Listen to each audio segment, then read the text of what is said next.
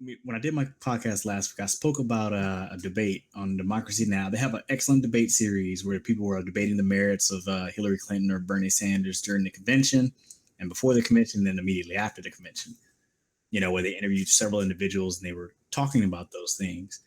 And I want to cut to just speak about a couple of the talking points that really stuck out in my mind. Now that the nomination process is over for the Democratic Party, I want you guys to take specific notice that we aren't even talking about Democratic issues anymore. It seems to me we're locked in an eternal debate about people's character. And it seems like we're stuck in that, and we haven't really had a chance to have any of the real conversations that we would really like to have, specifically in regards to policy. Now, the conversations we do have are conversations where you'll find a lot of crossover and a lot of agreement, particularly with Hillary Clinton and, a lot of the establishment Republicans. There's a lot of agreement when it comes to foreign policy. So we get that thrown in our faces a lot. And then the disagreements will come on social issues or the tidbits that somebody has said here and there, and we kind of get locked into that. But I want to specifically talk about something that was said in that debate. In the debate, the Hillary Clinton supporter made the argument that Hillary Clinton has centered her politics on working on behalf of families and women.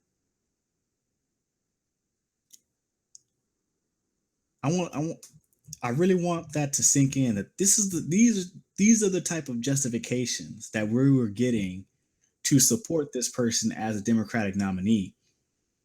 Now, she's a Democratic nominee.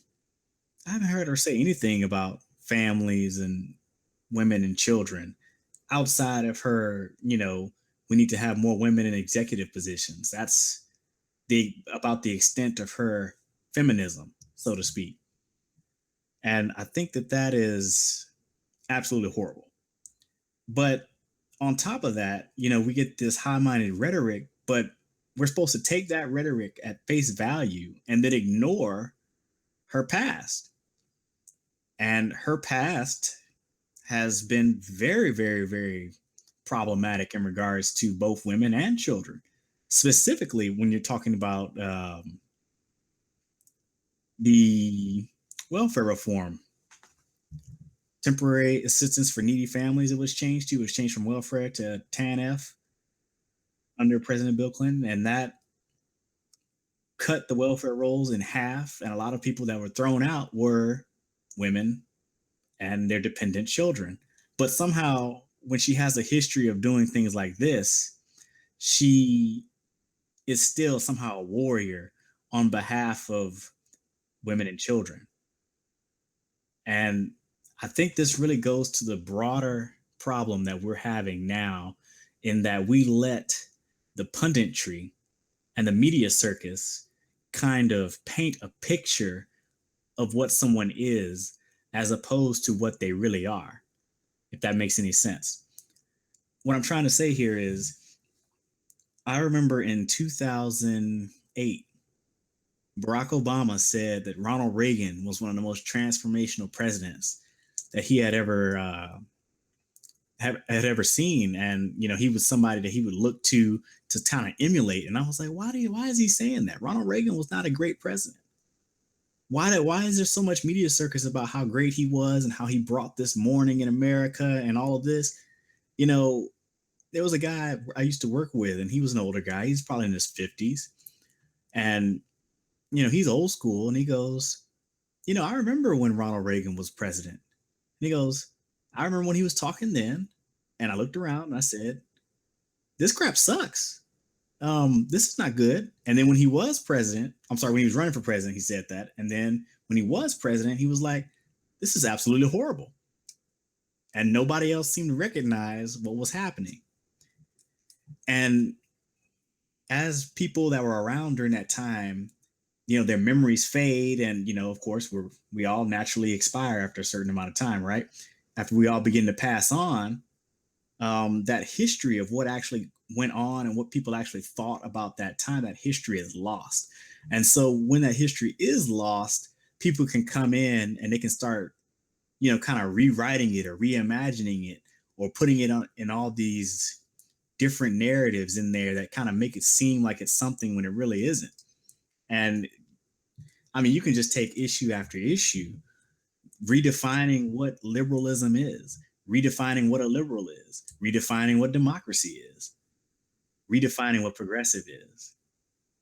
These are all things that are happening before our very, very eyes. And I really want us to take a second and just look at what has happened in just 3 months. We have a woman here who has centered her politics on women and children, who has been moved to the left by Bernie Sanders. But now that she has become the nominee and that threat is averted, what happened to all the leftward movement that she did? Where is it? I haven't seen any of it. I've heard something about calling Trump a racist, and that's it.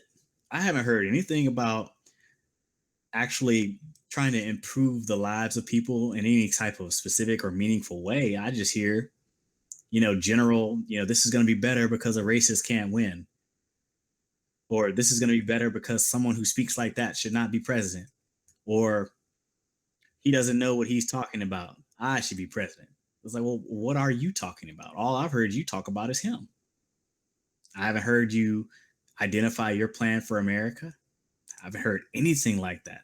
I haven't heard all of this, progressive movement that she's done. I haven't heard any talk of that at all.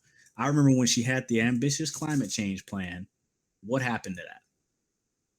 It's gone. I haven't heard anything about that ever since she made it out of the primary. They haven't talked about climate change. And then the top aides for Hillary Clinton have said that they've basically tabled that issue. That issue will not receive any attention by the Clinton administration.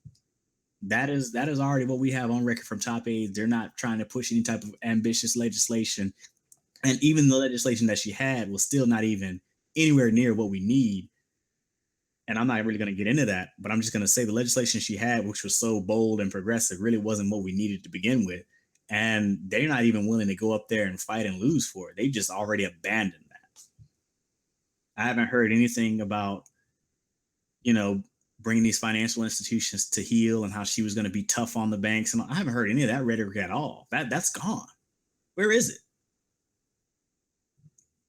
Where is it? Where's that rhetoric? Where is raising taxes and beginning to pay for things that we need to have done? Where is that? It's not there.